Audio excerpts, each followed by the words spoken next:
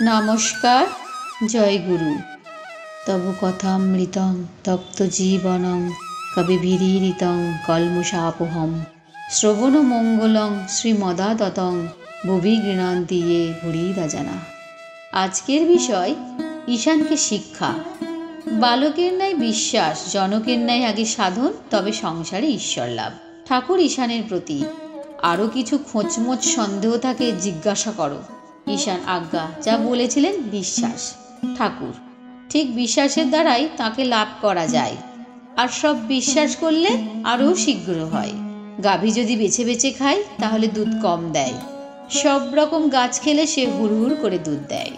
রাজকৃষ্ণ বারুজ্যের ছেলে গল্প করেছিল যে একজনের প্রতি আদেশ হলো, দেখ এই ভেড়াতেই তোর ইষ্ট দেখিস। সে তাই বিশ্বাস করলে সর্বভূতে যে তিনিই আছেন।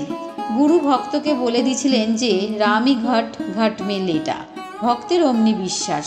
যখন একটা কুকুর রুটি মুখে করে পালাচ্ছে, তখন ভক্ত ঘিয়ের ভাঁড় হাতে করে পিছু পিছু দৌড়াচ্ছে আর বলছে, রাম একটু দাঁড়াও, রুটিতে ঘি মাখানো হয় নাই। আচ্ছা, কৃষ্ণ কিশোরের কি বিশ্বাস? বলতো ওম কৃষ্ণ ওম রাম, এই মন্ত্র উচ্চারণ করলে কোটি সন্ধ্যার ফল হয়। আবার আমাকে কৃষ্ণ কিশোর চুপি চুপি বলতো, বলো না কারুকে, আমার সন্ধ্যা টন্ধা ভালো লাগে না। আমারও ওই রকম হয়। মা দেখিয়ে দেন যে তিনিই সব হয়ে রয়েছেন। বাহ্যের পর ঝাউতলা দিয়ে আসছি পঞ্চবটির দিকে, দেখি সঙ্গে একটি কুকুর আসছে।